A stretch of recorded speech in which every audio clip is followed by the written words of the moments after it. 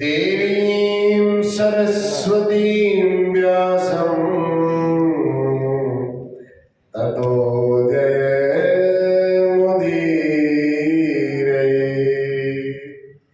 सीतानाथ समारंभां श्रीरामानन्दार्य मध्यमाम् अस्मदाचार्यपर्यन्तां वन्दे गुरुपरम्पराम्।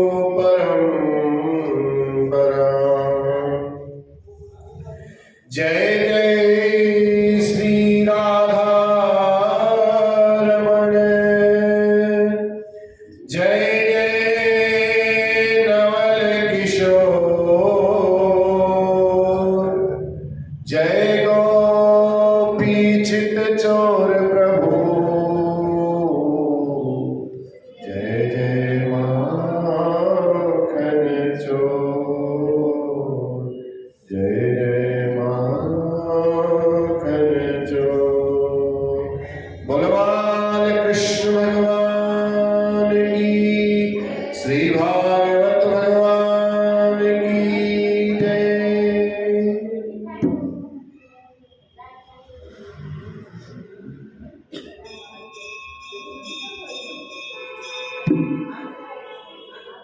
देना हो तो दीजिए जन्म जन्म का साथ, ताना देना हो तो दीजिए जन्म जन्म का साथ।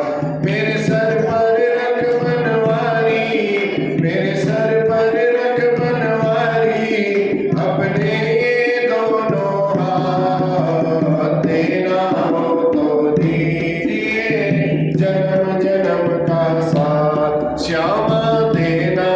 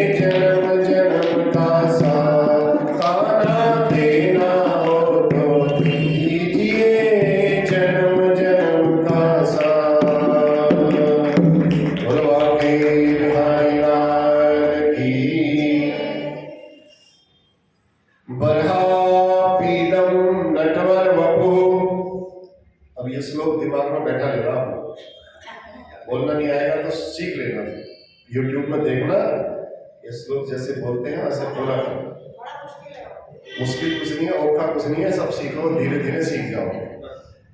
बरहापीडम, इस श्लोक से सुखदेव जी महाराज उनकी भक्ति जो सोई हुई भक्ति तो नहीं कह सकते, जो निर्गुण निराकार ब्रह्म को मानने वाले थे वो सगुण साकार ब्रह्म को मानने लगे। तो व्यास जी ने जब अपने शिष्यों को, चेलों को भेजा, जाओ सुखदेव जी को ढूंढ करके लाओ, सुखदेव जी कहाँ खोए हुए हैं, तो सुखदेव जी को खोजने के लिए उन्होंने ये 2 श्लोक बताए थे। वो 2 श्लोक उन्होंने बोले। तो पहला श्लोक सुनते ही सुखदेव जी महाराज जागृत हो गए, गुफा से बाहर आ गए। अरे इतने सुंदर पंखों वाला ऐसा प्रभु, बरहापीडम नटवर वपुः कर्णयोर कर्णिकारम बिभ्रद्वासः कनककपिशं वैजयन्तीं च मालां रन्ध्रान् वेणोरधरसुधया पूरयन् गोपवृन्दैर्वृन्दारण्यं स्वपदरमणं प्राविशद गीत कीर्ति।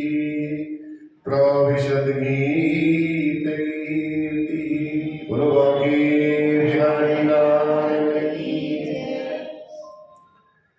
श्रीमद् भागवत की कथा चल रही है। कथा में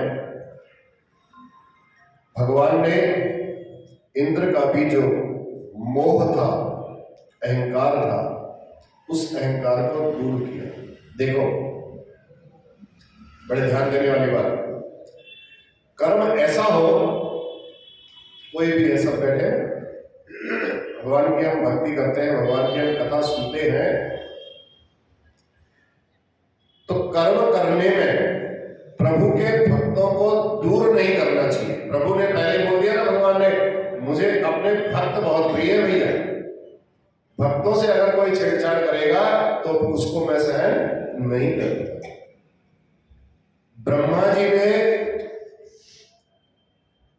भगवान का अपमान करने के लिए उनके गोप और उनके बछड़ों को चुरा करके साल भर तक ब्रह्मलोक में पहुंचा दिया।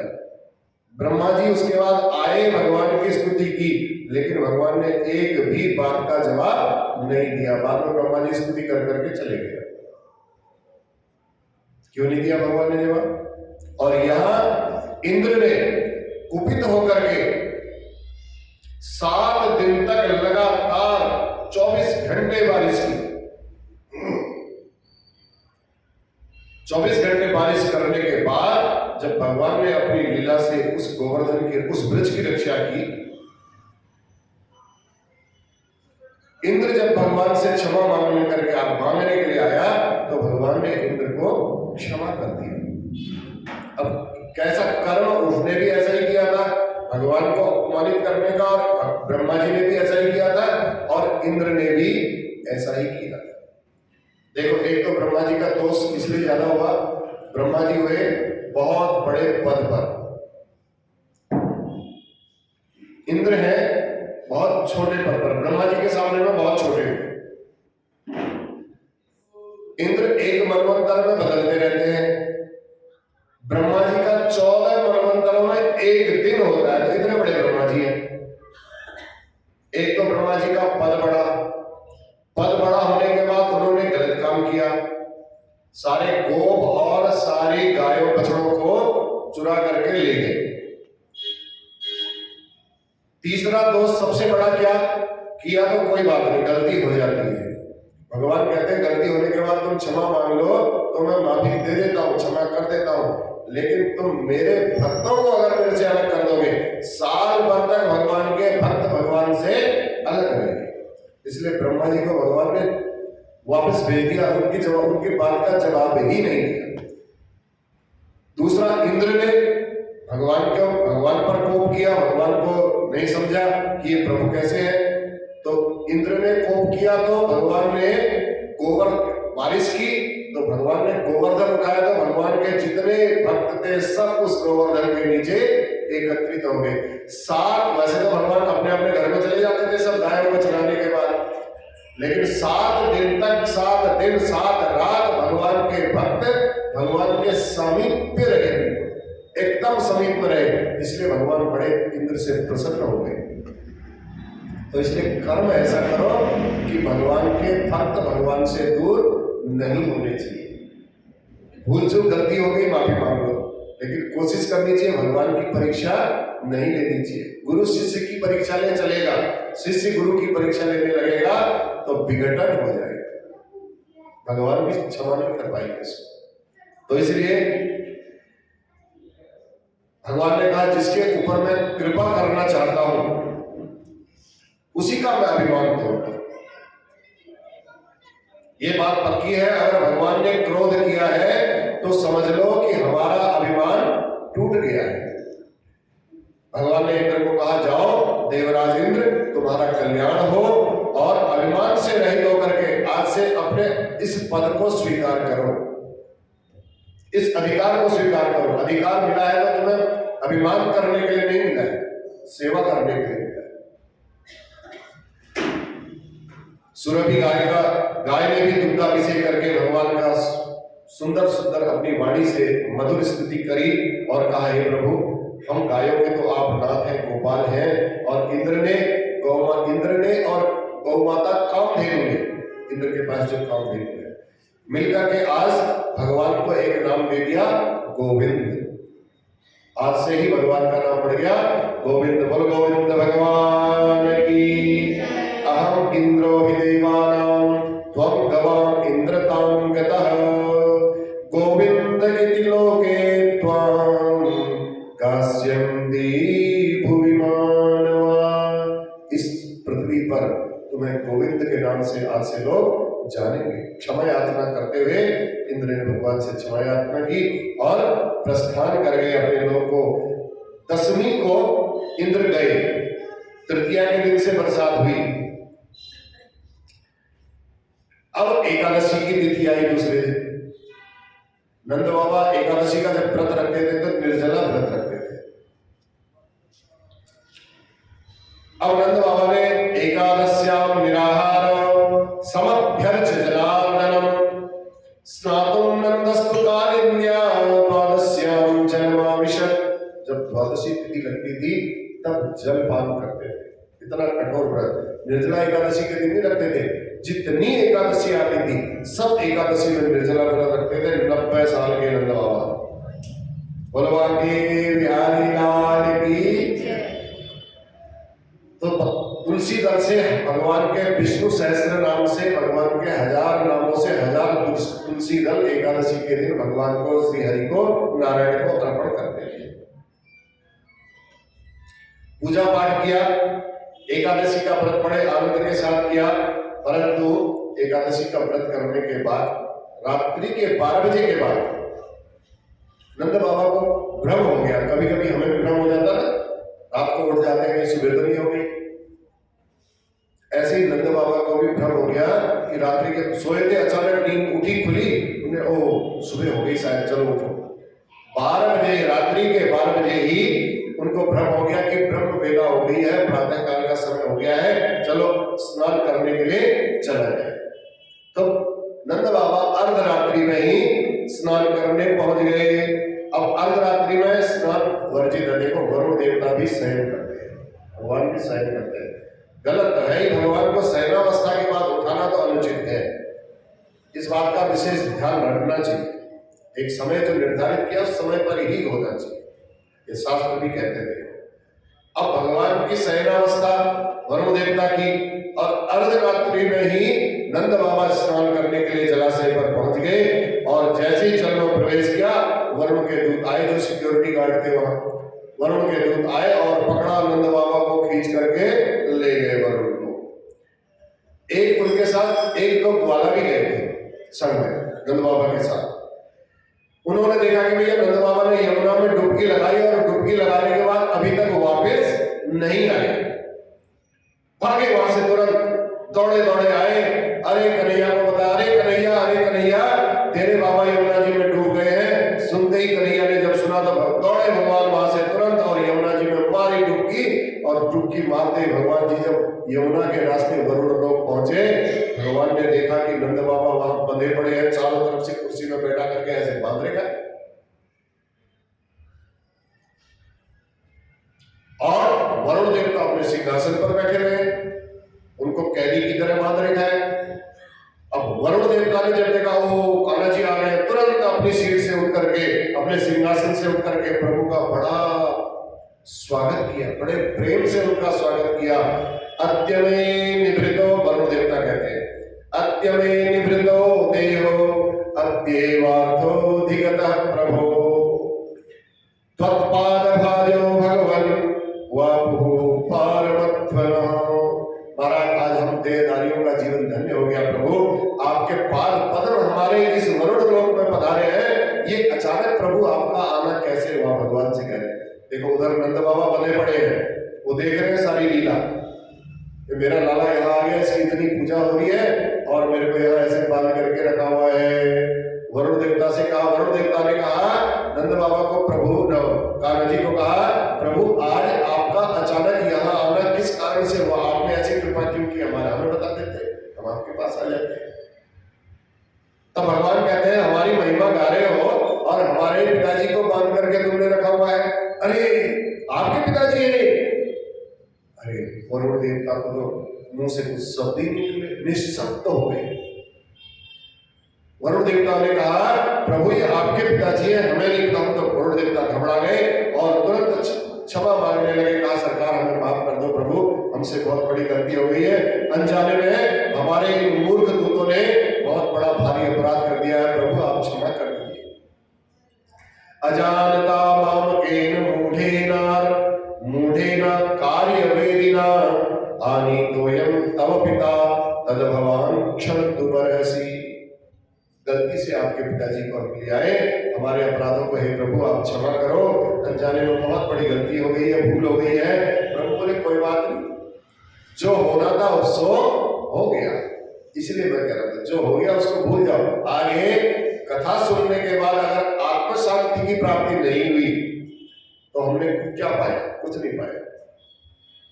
जो हो गया सो हो गया, भगवान भी वरुण जी को कहते हैं जो हो गया सो हो गया, भूल जाओ।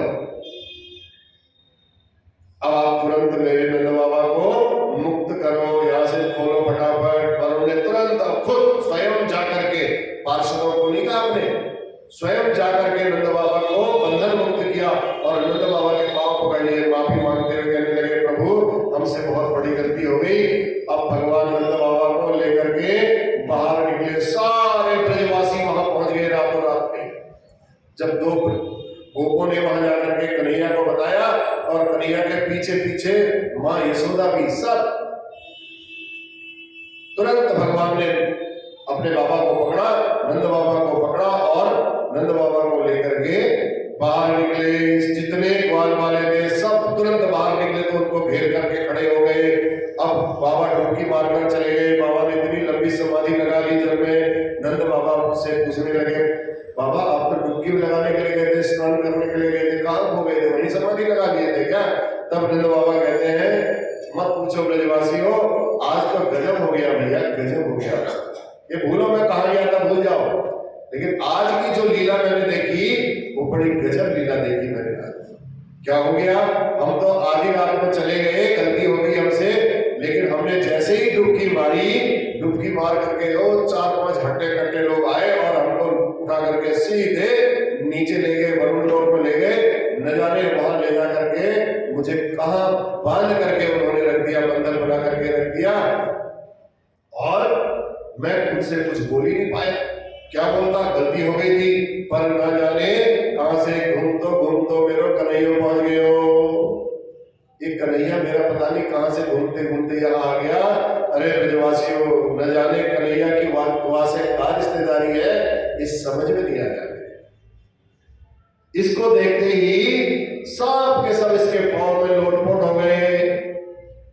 सब राजा मेरे कन्हैया का हाथ पकड़ पकड़ करके सिंहासन पर बैठाने लगे। मेरे लाला के सब हाथ से आशीर्वाद ले रहे हैं। मैं तो वहां बना बना सब देख रहा था, ये लीला देख करके आज तो मैं बड़ा हैरान हूं। ये देख करके मैं तो पागल हो गया, बाबरो है गया।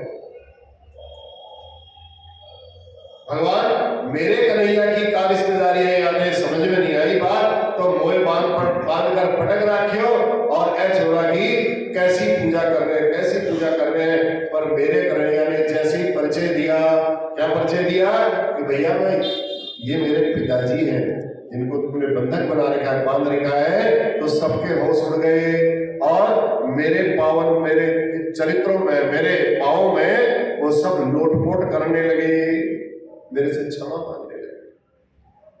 बड़े आदर के साथ फिर उन्होंने मेरे को विदा किया, क्षमा मांगते हुए कहा महाराज बहुत बड़ी गलती हो गई। अब फिर सबने जब माफी मांगी, अब तो सारे ग्वाल वाले जितने वहां पर थे खाना खुशी करने लगे। देख हम पहले भी कह रहे थे ना ये भगवान है, ये मान नहीं रहा था अपने को, हमने पहले भी इनको बोला था तू भगवान है लाला। लाला ने कैसे ही माया का जाल फिर प्यारी प्यारी मीठी मीठी बातों में हमें फैला दिया, फुसला दिया। आज खाना पूछी कर रहे हैं नंदो बाबा की बात सुन करके सारे ब्रजवासी। अब हमको पक्का विश्वास हो गया है कि अपना कन्हैया साक्षात भगवान है। देखें तो सही कैसे, देखें देखो नंद बाबा बता रहे हैं कैसे कैसे देवता इसके पांव में गिरे। एकांत में सब ग्वाल वाले आकर के कन्हैया के पास आए, कन्हैया को बुलाया था इधर आओ कन्हैया।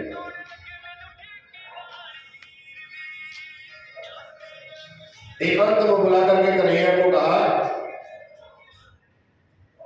बड़ी जोर से, चुपचाप हम तेरे को बोल रहे हैं और हमारी बात का आज तू सच्चा सच्चा जवाब देना, सच्ची सच्ची बात बताना। आज तू भगवान है क्या? कन्हैया फिर जोर से हंसे, ब्रजवासियों से कहते भैया तुम काहे मेरे हाथ धोकर के पीछे पड़ गए हो? शुरू से जब से देख रहा हूं मैं पूतना वध से लेकर के अभी तक तुम मेरे पीछे ही पड़े हो कि तुम भगवान हो, तुम भगवान हो, तुम भगवान हो, चुपचाप हो, हमको बता दो, हम किसी से नहीं कहेंगे। ब्रजवासी को भगवान बोले अच्छा चलो ठीक है, एक बात बताओ ब्रजवासी हो, यदि मैं भगवान हो गया तो तुम्हें काम क्या है, तुम ये बताओ। मेरे से भगवान हो भगवान कहते हो तो तुम क्या करोगे? ब्रजवासी कहने लगे महाराज हमको कुछ लेना देना नहीं है, बस एक बार हमने सुना है कि भगवान को धाम वैकुंठ है, एक बार वैकुंठ के दर्शन करा दे बस दादा, और कुछ नहीं, कुछ तेरे से और काम नहीं है, भगवान का हमारा कोई काम नहीं है, एक बार वैकुंठ के हम दर्शन करना चाहते हैं। भगवान ने कहा वैकुंठ कैसा है ये देखना चाहते हो? हाँ देखो, चलो हम दिखा देंगे आपको वैकुंठ कैसा है, और तुम इस झगड़े में मत पड़ो मैं भगवान हूं या नहीं, तुमको वैकुंठ के दर्शन करने हैं, मैं वैकुंठ के दर्शन करा दूंगा। अब भगवान ब्रह्म कुंड में ले गए। कहां पर है ब्रह्म कुंड? हाँ, जहां पर वो सोने का खंबा जैसा है ना,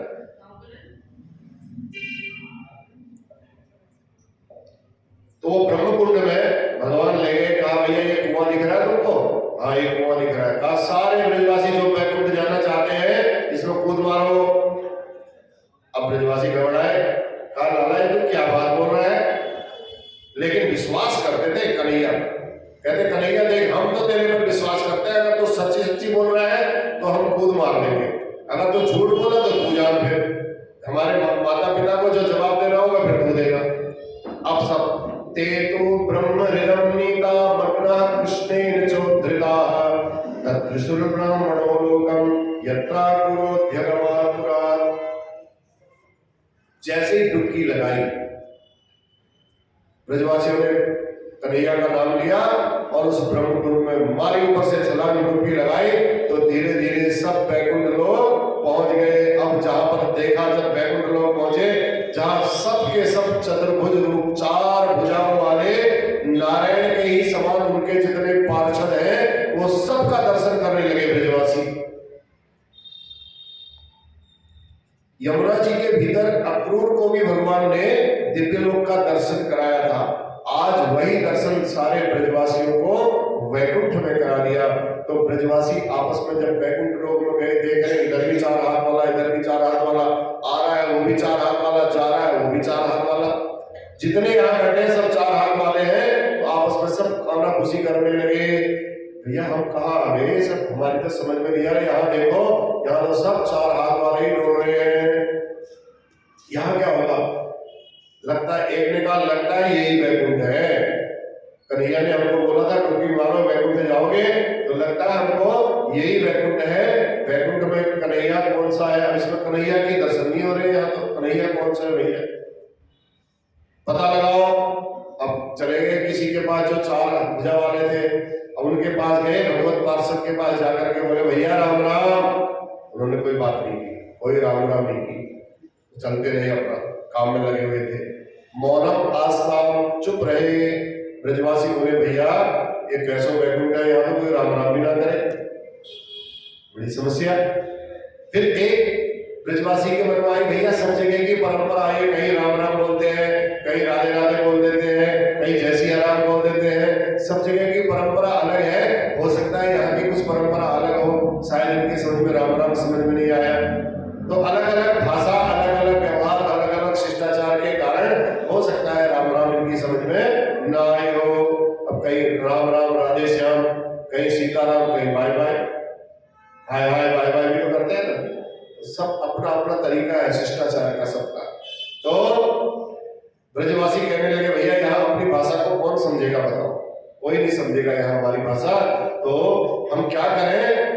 एक सिंहासन पर बैठे कन्हैया को जब उनके घूमते घूमते गए, देखा कन्हैया एक बहुत बड़े भारी सिंहासन पर बैठे हैं, और जो बैठे हैं उनकी शक्ल सूरत देख रहे हैं कि ये कन्हैया से इसकी पूरी शक्ल सूरत मिल रही है, ये बड़े सिंहासन पर बैठे कौन है? दूसरा बोला मेरे को पक्का लग रहा है कि ये अपना कन्हैया ही है, चलो इससे चल करके बात करते हैं। अब वो दूर सिंहासन पर गए, जैसे ही कन्हैया से जाने के जा करके वहां ब्रजवासी कुछ जाने लगे, तो जितने द्वारपाल थे उन्होंने वहीं रोक दिया।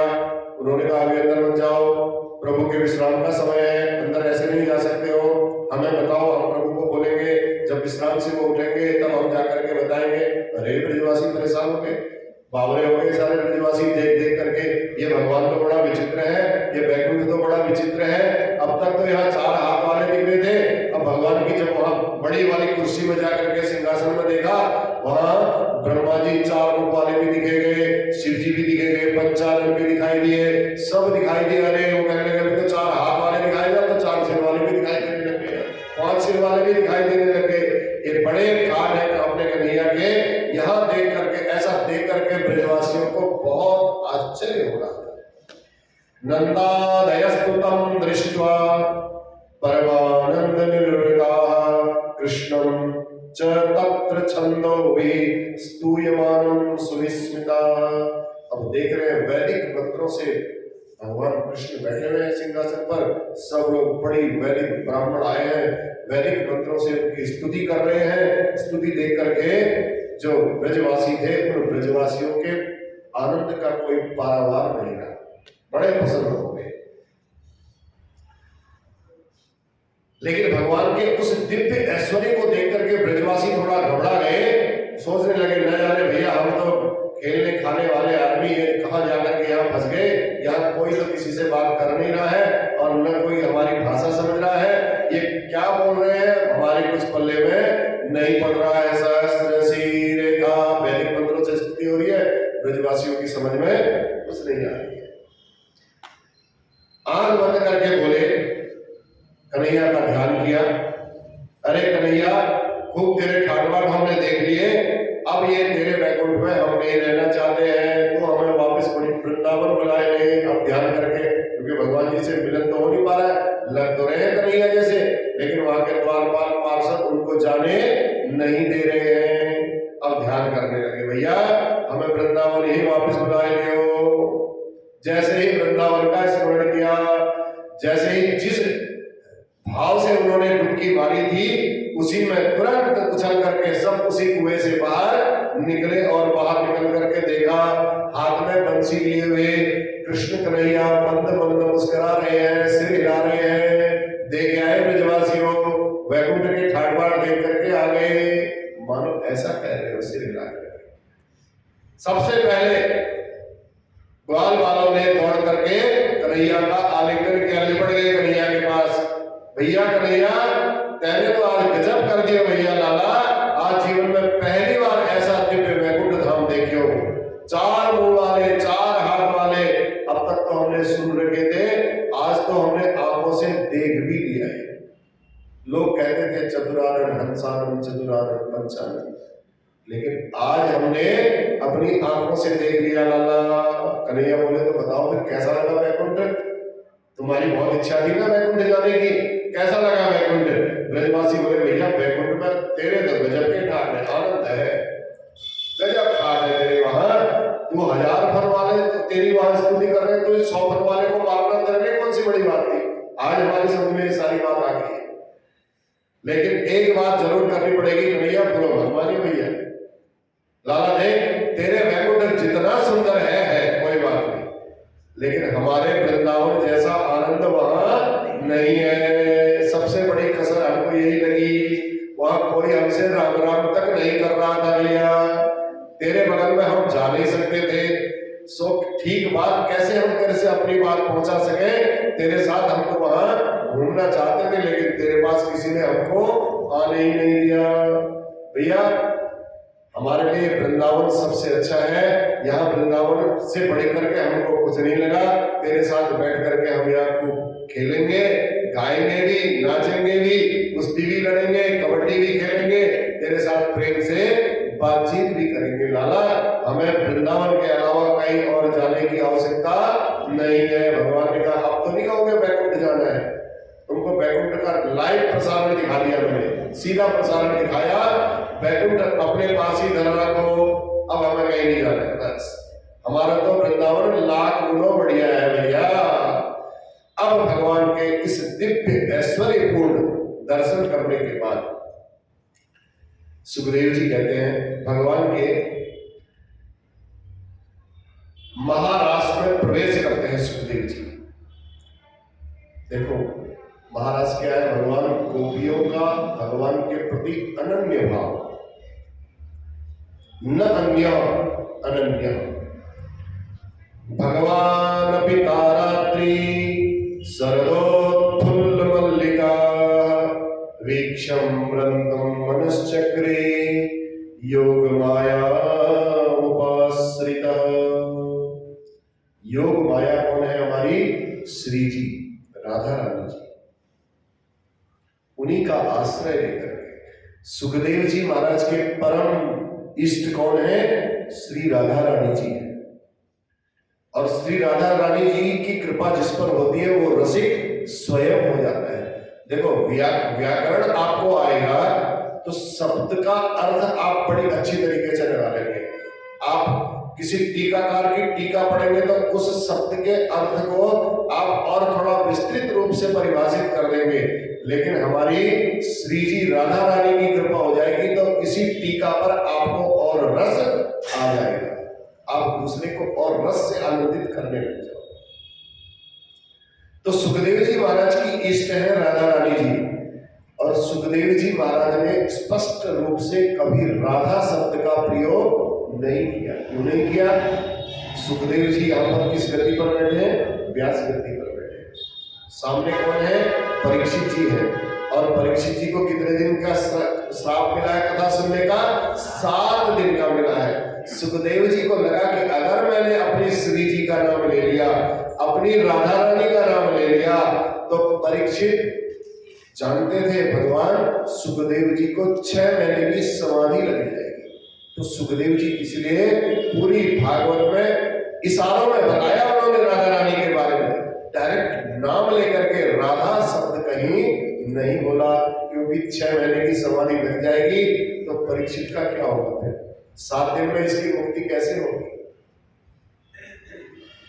इसलिए महाराष्ट्र में प्रवेश करने से पहले ये गोपियां भगवान की बंसी की धुन जब सुनती हैं तो सुन करके भगवान ने बोला था कि तुमको पूर्णिमा की रात्रि में, शरद पूर्णिमा की रात्रि में मिलेंगे।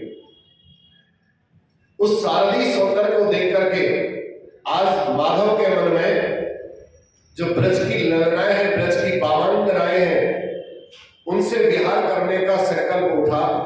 वैसे तो भगवती श्रुति ने परमात्मा को बिना मन का कहा है, भगवान का कोई मन नहीं है।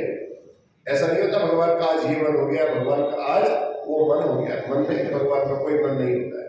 जब तक मन नहीं होता तब तक संकल्प और विकल्प की इच्छा नहीं होती। इच्छाएं तो मन से होती है, पर आज भगवान के भीतर मन जागृत हुआ और संकल्प उठा कि ब्रज बाबाओं से आज विहार किया जाए। अब तक गोपियां ही गोविंद से मिलने के लिए लालायित रहती थी, पर आज चमत्कार हो गया, गोपियां अपने घर का काम कर रही हैं और गोविंद के मन में ये उत्कंठा जागृत हुई कि आज ब्रज की ललनाओं से मिलना है।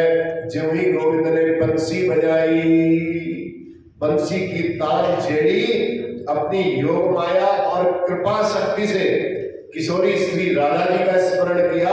स्मरण करते ही भगवान ने जैसे बंसी पर धुन छेड़ी और बंसी की धुन सुन करके जो जहां बैठी थी गोपिकाएं, वो गोपियों को भगवान श्री कृष्ण तुरंत याद आ गए, क्योंकि भगवान ने जो बंसी बजाई थी, आज उनके मन में इच्छा थी कि गोपियां सब इधर आए। तो योग माया ने ऐसा ही सबके कानों में शब्द डाल दिया बंसी का। बंसी की तान जहां गोपियों के कान में पड़ी, सब अपनी देह भान भूल करके गोविंद की बंसी के साथ धीरे धीरे खींची आई। निशम्य गीतम तरंगवर्धनम ब्रजस्प्रियः कृष्ण गृहीत मानसाः आजक्म मूरन्योन्यमलिप्तसौक्तिमान् सयत्र कांतो जवलोलकुंडला। उस मधुर गीत को जब गोपियों ने सुना, बंसी तो बजा दी 2 बार भगवान ने, पर दोनों बार उसका जो रिजल्ट मिला, परिणाम मिला, वो थोड़ा सा अलग अलग मिला। पहले बंसी बजी तो उस समय सुखदेव जी महाराज ने संकेत दे दिया, ये वेणु कैसी है, इति वेणुरवम राजन सर्वभूत मनोहरम। ये प्राणी मात्र भगवान की पहली वाली जो धुन थी, उससे सारा प्राणी मात्र मोहित हो गया, द्रवित हो गया भगवान की। पाषाण भी द्रव बन गया, पत्थर भी द्रव बन गया, यमुना की धारा स्तब्ध हो गई, रुक गई। उस बंसी की धुन को सुनने के लिए सारा त्रिभुवन व्यामोहित हो गया। पर आज ऐसा नहीं हुआ। रास बिहारी भगवान श्री कृष्ण जब बंसी की धुन बजाने के लिए आए, बजाई तो जगौ कलम पाव दृशा मनोहरम। इस बंसी की धुन से केवल ब्रज की गोपियों ने ही इसको सुना, क्योंकि आज भगवान के मन में केवल ब्रज की गोपियों को बुलाने की इच्छा थी और किसी को सुनाने की इच्छा नहीं थी। तो भगवान की योग माया भी ऐसी है, जिसको सुनाते हैं उसी के पास जाकर के उसको वो चीज सुना दी है। तो आज गोपियों के लिए भगवान ने ये बंसी बजाई और उन्हीं गोपियों ने बंसी सुनी,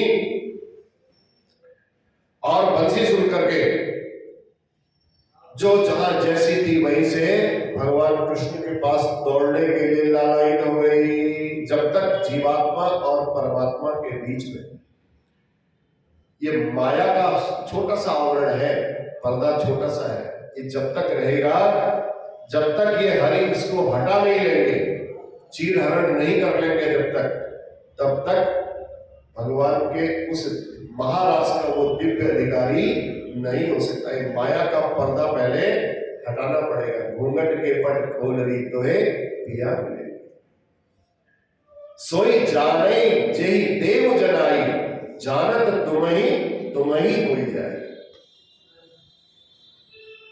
ब्रह्मवेद ब्रह्मेव भवति। जहां उस ब्रह्म का अपरोक्ष साक्षात्कार हुआ, वहां दिव्य रस का रसास्वादन किया, वह भगवान के उस महारस का परम पात्र बन जाता है। तो गो रूपी जीव, बुद्धि रूपी गोपी में अज्ञान रूपी आवरण का ये हमारा पर्दा पड़ा हुआ है। ये जीव क्या है? गो रूपी है, इंद्रियां है, और बुद्धि रूपी गोपी है। इस शरीर में बुद्धि रूपी जो गोपी है, उस बुद्धि रूपी गोपी में अज्ञान रूपी जो पर्दा चढ़ा है, उस अज्ञान के आवरण को जो हरने वाले हैं, वो श्री हरि चीर हरण लीला से, और यानी कि आवरण भंग कर देते हैं, आवरण भंग लीला कर देते हैं। तो जिसका एक बार वो चीर हरण हो जाए, वो माया निकल जाए, माया का पर्दा हट जाए, वह जीव संसार में भले ही रहेगा, पर संसार की माया फिर उसे प्रभावित नहीं कर पाएगी। होगा ही प्रभु की कृपा से।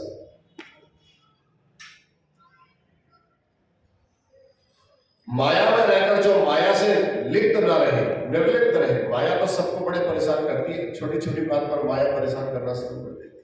लेकिन माया को जाग करके उससे निर्लिप्त हो जाओ, नहीं नहीं ये मेरे बाधा बन रही है, बाधक बन रही है। तो महात्मा उन्हीं का नाम है जो माया में रह करके माया में लिप्त नहीं होते। साधु कपड़े पहन लेने से, हाथ में त्रिदंड धारण कर लेने से महात्मा नहीं बन जाते।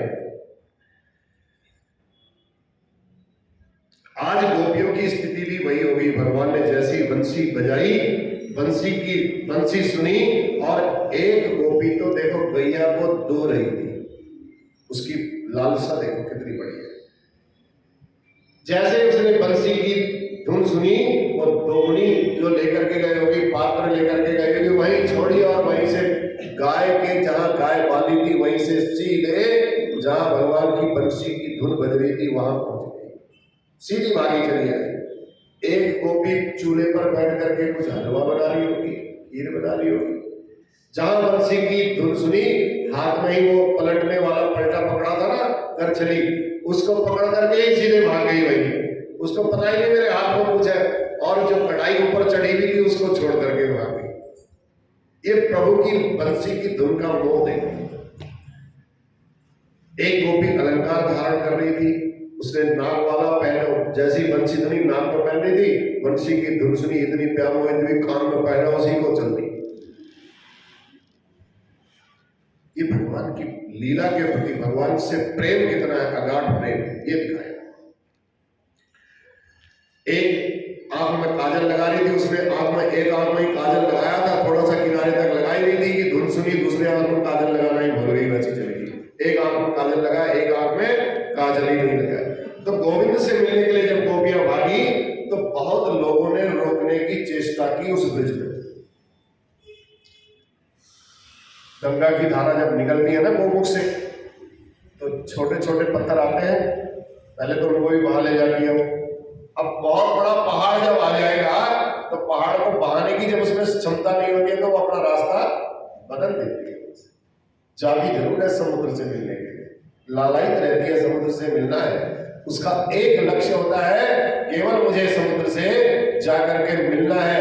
ऐसे ही आज गोपियों की दशा हो गई, चाहे बीच में कोई आ जा रहा हो, कितना ही बाधा कर रहा हो, गोपियों को रोकने की कोशिश की। पहले तो गोपियां उनको लांघते हुए, छानते हुए, धक्का देते हुए निकल गई। जहां लगा कि भैया इसको धक्का भी नहीं दे सकती हो, वहां से पता चला दूसरा रास्ता अपना पकड़ा और वहां से निकल गई, अपने कान्हा जी के पास, समुद्र के पास मिलने के लिए पहुंच गई।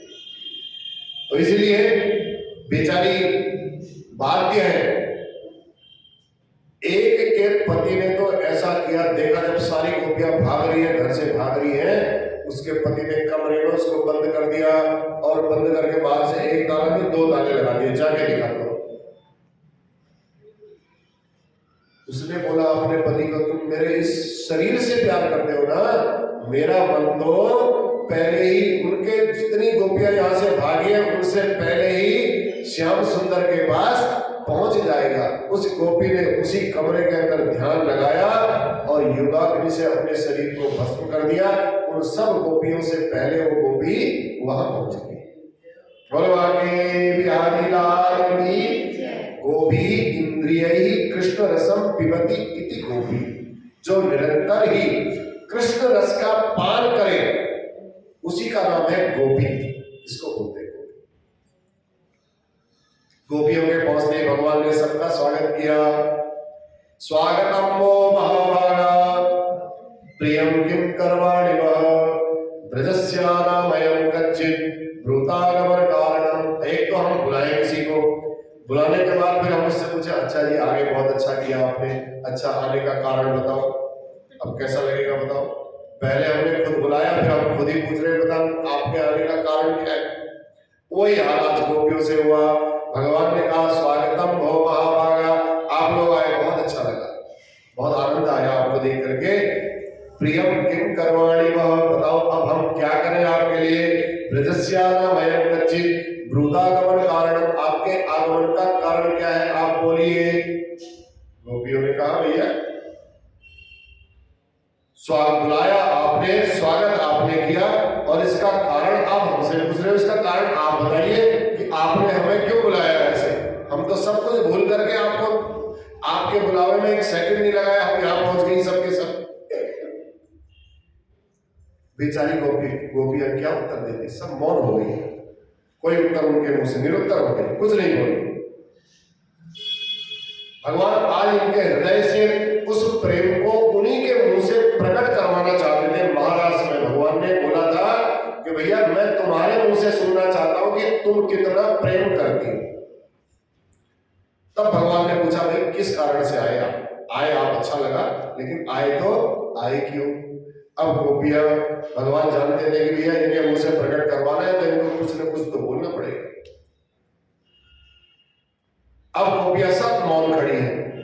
भगवान आज पीछे पड़ेगी भैया इनके मुंह से कुछ बुलवा करके ही रहूंगा। भगवान बोले अच्छा समझ गया हूं, मैंने आपको बोला था शरद पूर्णिमा में मिलेंगे, तो बढ़िया हुआ, अच्छा हो गया। रात की चांदनी देखने आए होंगे आप लोग, बहुत अच्छा, देखनी चाहिए, परंतु साथ साथ ये ध्यान भी देना चाहिए भाई तुम जंगल में आए हो आज यहाँ बंसी की धुन सुन करके। जंगल में तुम शरद पूर्णिमा की चांदनी देखोगे तो जंगल में बड़े बड़े हिंसक जानवर भी घूमते हैं।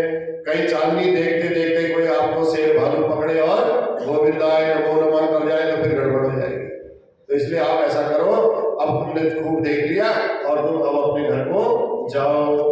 दृष्टम वनम कुसुमितम राकेश रंजितम, चंद्रमा की चांदनी बहुत अच्छी तरीके से देख ली है, अब जब जाओ ऐसा बोला तो गोपियों ने सिर हिला दिया, अब हम कहीं जाने वाले नहीं है, ये चांदनी देखने नहीं आए। ऐसी चांदनी तो हमने बहुत देखी है, बहुत बार देख ली थी हमने, ऐसी चांदनी कितनी बार हमने देख ली है। भगवान ने पूछा तो फिर अच्छा आई क्यों ये तो बताओ।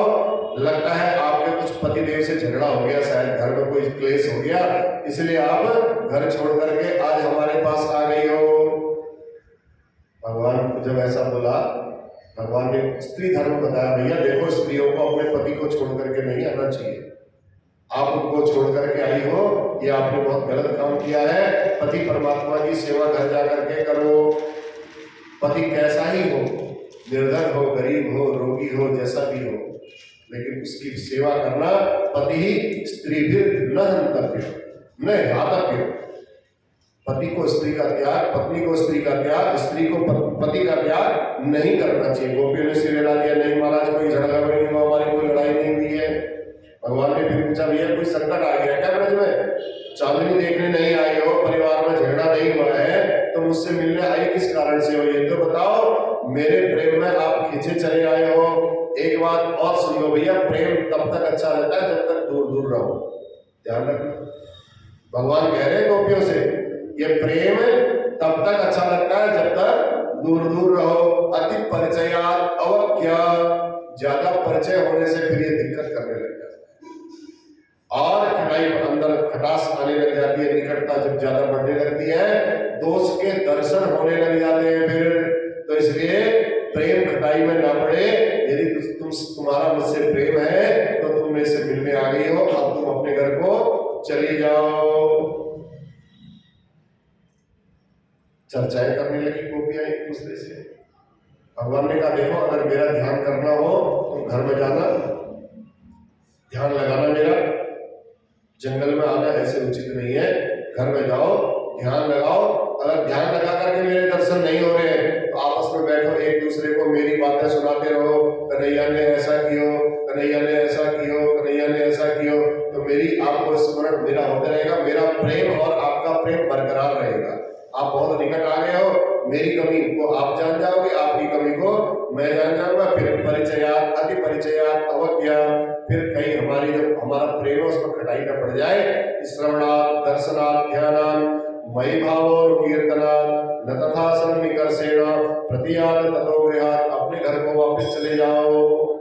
लोग मर्यादा का थोड़ा ध्यान रखो, तुम लग्नाएं हो, तुम स्त्रियां हो, अब कीर्ति ना हो कहीं आपकी। लोग आपसे कहेंगे देखो पता नहीं घर छोड़ करके कहां भाग गई है, लोग लाज का तो कुछ तो ख्याल रखो गोपियों, जाओ अपने घर को भागो।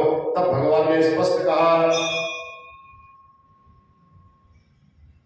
अगर तुम ऐसे घर से भागते रहोगी तो तुम्हारे घर वालों पर इसका बहुत विपरीत असर पड़ेगा। चिंता के मारे सारी गोपियां सिर झुकाए हुए खड़ी है, अब कुछ बोल तो पा नहीं रही है, नीचे अंगूठे से धरती को कुरेद रही है, बार बार ऐसे ऐसे ऐसे करके पांव के अंगूठे खड़े खड़े भगवान उपदेश देते जा रहे हैं। तब सब गोपियों ने भैया कहा अगर हम ऐसे ही चुपचाप रहे तो ये तो उपदेश देते रहेंगे, हमको बोलने देंगे नहीं। इसलिए सब गोपियों ने मिलकर के एक मधुर गीत गाया जिसका नाम है प्रणय गीत। भगवान ने 10 श्लोकों में गोपियों से प्रश्न किया और गोपियों ने 11 श्लोकों में उसका जवाब दिया अपने प्रणय गीत से। जब 11 श्लोकों में दिया, मैवं विभोर्हति भवान गदितुं नृशंसं संत्यज्य सर्व विषयास्तव पादमूलम भक्ता भजस्व दुर्वग्रह मां त्यजस्मान् देवो यथादि पुरुषो भजते मुमुक्षुम्। हे प्रभु, गोपियां कहते हैं इस प्रकार आप हमारा परित्याग मत करो। देखो हम कितने भाव से आपके पास आई है। अब भगवान ने इतनी सारी बातें जानते तो थे, प्रभु ने इतनी सारी बातें इसलिए बोली कि ये जितनी भी गोपियां आई हैं आज ये अपने मुंह से बोले कि प्रभु हम तुम्हारे बिना नहीं रह सकती है। भगवान कहते मैं नहीं बोलूंगा, आज तुमको बोलना पड़ेगा। बुलवा रहे भगवान। आपने इतनी प्यारी मधुर बंसी बजाई, उसकी तान सुन करके हम दीवानी होकर के दौड़ी चली आई और आप यहाँ आकर के हमको तमाम उपदेश देने लगे। एक दूसरी थोड़ा तेज थी गोपी, उसने कहा एक बात बताओ लाला भैया, तुम उपदेश दे रहे हो हमको, आप किस बात से उपदेश दे रहे हो? हम क्या लगते हैं तुम्हारे? उपदेश किसको दिया जाता है? हमारा कोई रिश्ता है क्या तुमसे जो तुम हमें उपदेश दे रहे हो? उपदेश क्यों दे रहे हो? हम तुम हो अहिर के छोरा, हमें गांव की ग्वालिनी, बताओ तुम्हारा हमारा क्या संबंध?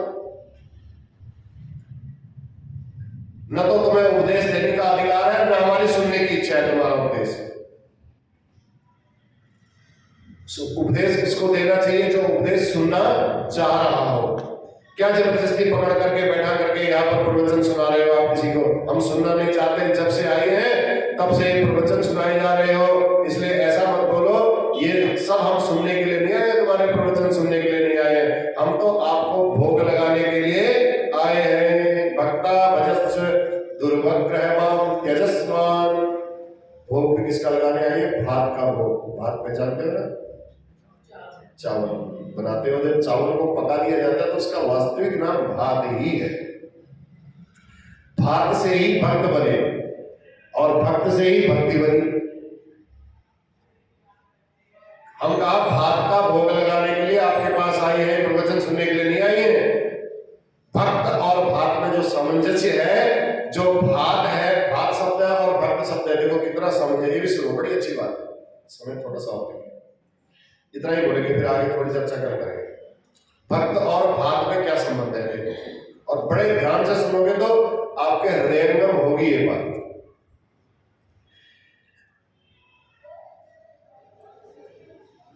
भगवान जैसे भक्त को प्यारे होते हैं, बहुत प्यार करते हैं भक्त लोग भगवान को, ऐसे ही भगवान को भात भी बहुत प्यारा है। पहली बात ये समझो। अब जहां भी भगवान को खिलाने वाली बात आती, भोग लगाने पवाने की बात, भगवान को खिलाना शब्द नहीं बोलना चाहिए, पवाना बोलना चाहिए, भोग लगाना बोलना चाहिए। तो भगवान को पवाने की, भोग लगाने की बात आती है तो प्रायः भक्त लोग भात की चर्चा भोजन में जरूर करते हैं भगवान के भोग में। अब राम जी महाराज भी जब चक्रवर्ती की दशरथ जी की गोद में बैठे थे, भोजन करत चपल चित इत उत अवसर पाई, भाज चले किलकर मुख दधि ओदन लपटाए। ओदन दधि ओदन माने भात। तो भगवान को भात बहुत पसंद है कहने का भाव। ऐसे ही भगवान को भक्त भी बहुत पसंद है। कैसे? भात कैसे बनता है? धान देखा होगा ना, धान, जीरी बोल लो चाहे धान। सबसे पहले वो होता है धान के रूप में।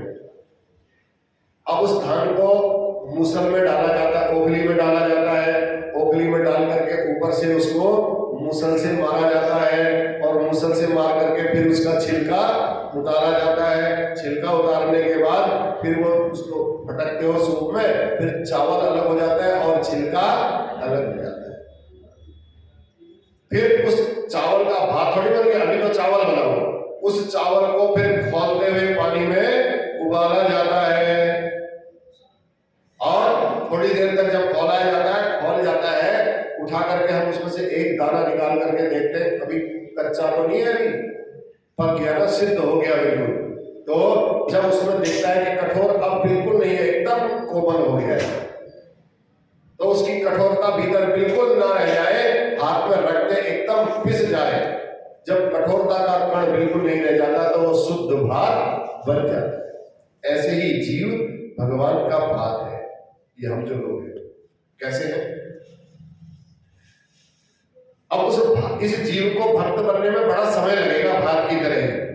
पहले तो ये माया में चिपका बैठा है, जो धान है ना, धान अंदर चावल है लेकिन बाहर से वो माया में चिपका हुआ है। ऐसे ही ये मनुष्य भी, ये जीवधारी भी माया में चिपका बैठा है। जैसे अब उसमें धान में मूसल मारते हैं, छिलका उतारते हैं, चावल निकलता है, उसी प्रकार संसार में ये पहले तो हमें संसार में खूब थप्पड़ खाने पड़ते हैं, ठोकरें खानी पड़ती है,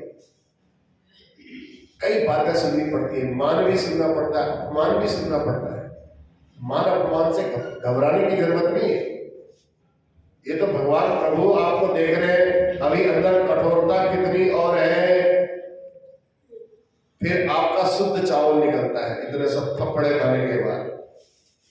वो भी कब निकलेगा? जब किसी कोई श्रेष्ठ गुरु की, कोई सदगुरु की आपके ऊपर कृपा हो जाए, भगवान की कृपा हो जाए।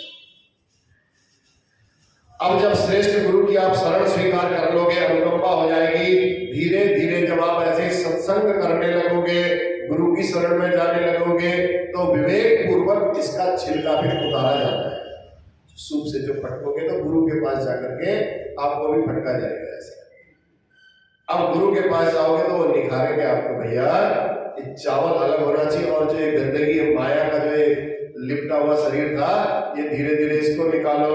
जब माया का छिलका उतर जाता है तो जीव शुद्ध रूप में हो जाता है। अब वो माया का छिलका उतर गया, उसका एक सीढ़ी उसकी पूरी हो गई। अब भगवान के पाने के योग्य चावल कब बनेगा वो? अब चावल तो बन गया, छिलका उतर गया, परंतु थोड़ा इसे खोलने की आवश्यकता होती है। चावल जब खूब खोलता है वैसे ही भात बनता है। तो चावल की, तो ये जीव परमात्मा के विरह की आग में, चावल निकल गया, अब उसको खोलाना है। खोलेगा कब वो? जब उसको परमात्मा से मिलन का विरह होगा।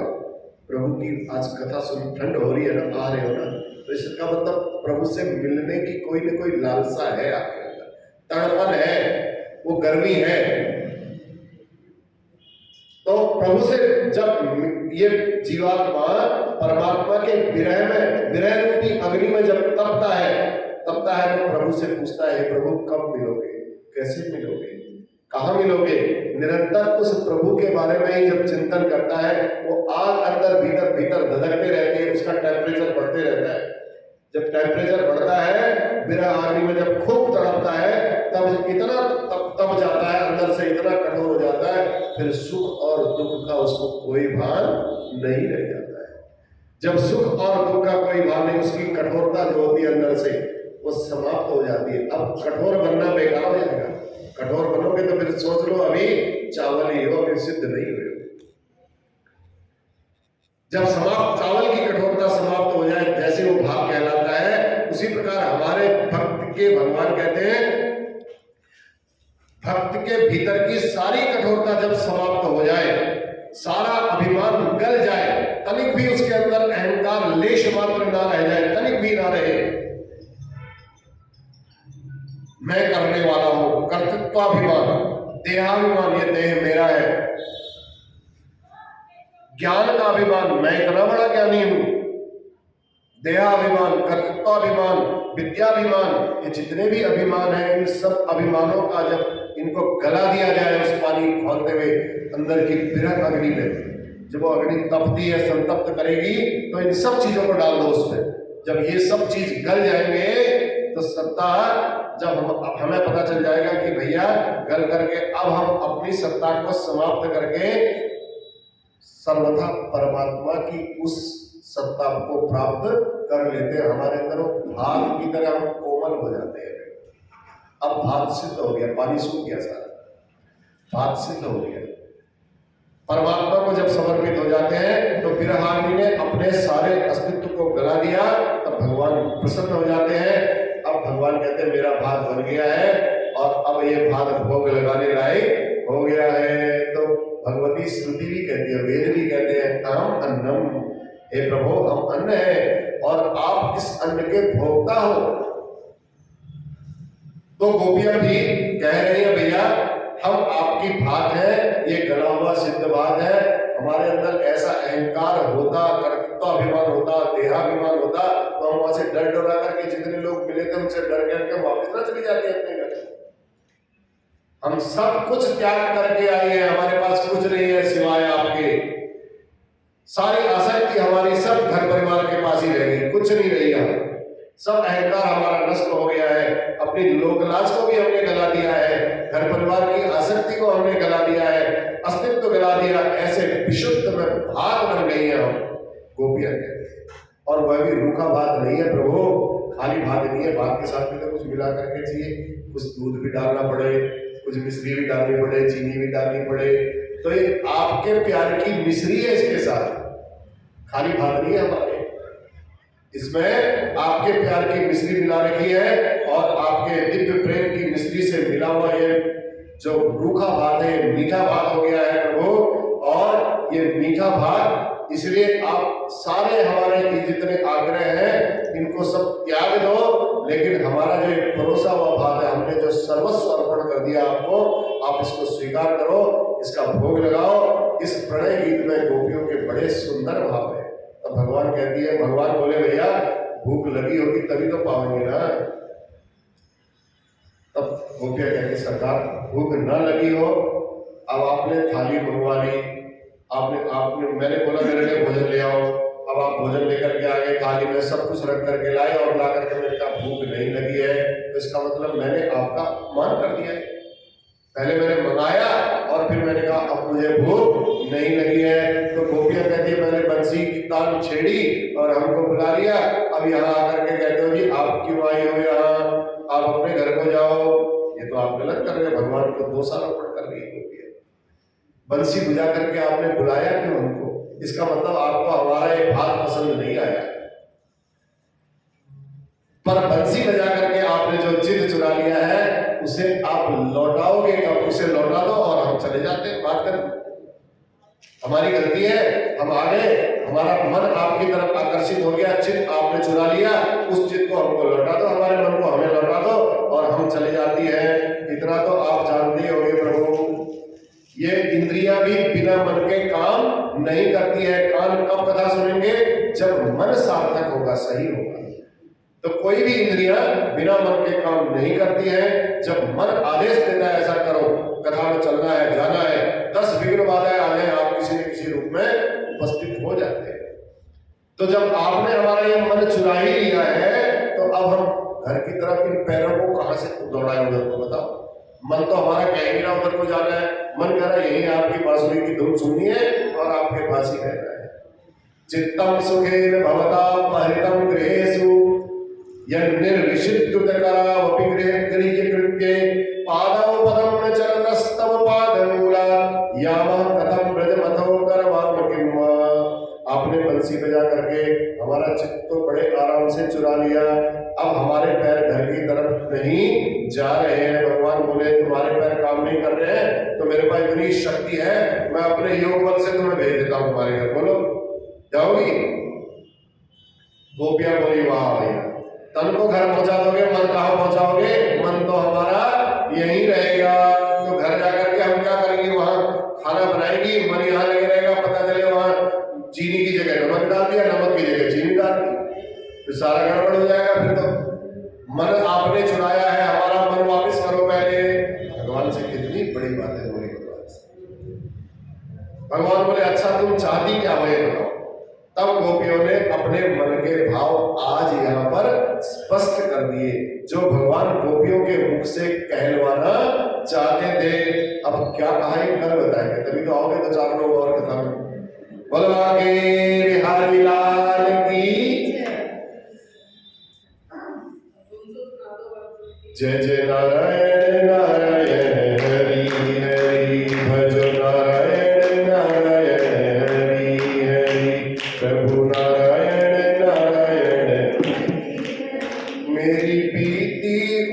उमरिया सारी बुला लो, राधे बुला लो, वृंदावन गिरधारी बुला लो, वृंदावन गिरधारी। मेरी बीती उमरिया सारी बुला लो, राधे वृंदावन गिरधारी। वो ममता ने डाला रे, चावल की तरह हो रखा है। वो ममता ने डाला मेरा, ना कोई सूझे रास्ता तेरा, ना कोई सूझे रास्ता। दीन दयाल पकड़ लो भैया, दीन दयाल पकड़ लो भैया, केवल आस तिहारी बुला लो, राधे बुला लो, वृंदावन गिरधारी बुला लो, वृंदावन गिरधारी। करुणा करो मेरे नटनागर, करुणा करो मेरे नट, उसी भाव में चले जाओ गोपियों की तरह। करुणा करो मेरे नटनागर, जीवन की मेरी खाली गागर। सब कुछ गला दिया मैंने, कुछ नहीं रहा, मेरी खाली हो गई पूरी गागर। केवल आपका प्रेम ही मेरे पास रह गया है, उसके अलावा कुछ नहीं रहा। जीवन की मेरी खाली गागर, जीवन की मेरी खाली गागर। अपनी दया का सागर भर दो, अपनी दया का सागर भर दो। मैं आई शरण तिहारी बुला लो, राधे बुला लो, वृंदावन गिरधारी बुला लो, वृंदावन गिरधारी। दीन जान ठुकराना देना, दीन जान ठुकराना देना।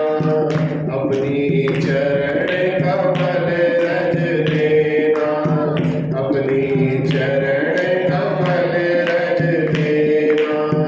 युगों युगों से खोज रही हूँ, युगों युगों से खोज रही हूँ।